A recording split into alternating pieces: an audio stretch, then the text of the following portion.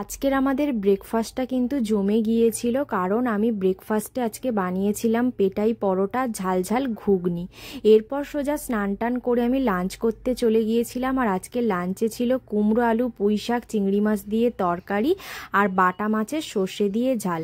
আজকে খেতে খেতে মা আমাকে বলছিল যে আমি আর বেশি ভাত খেতে পাচ্ছি না, সেই জন্য মা আবার আমার থালার মধ্যে কিছুটা ভাত তুলে দিয়েছিল। এদিকেই বাটা মাছের সর্ষে দিয়ে ঝালটা আমার এত ভালো লেগেছে যে আমি এক থালা ভাত খেয়ে নিয়েছিলাম। তারপর বিকেলের দিকে দেখলাম যে আকাশে একদম ঘন কালো মেঘ করে এসেছে, মানে আর কিছুক্ষণের মধ্যেই বৃষ্টি হবে। আর আমি একটু বসে বসে ডেয়ারি মিল্ক খাচ্ছিলাম।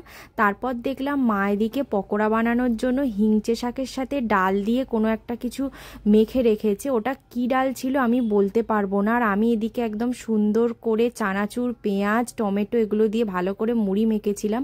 আর এই বড়াটা খেতে না জাস্ট অসাধারণ হয়েছিল। তারপর আমি ডিনার করে ওপরে চলে গিয়েছিলাম।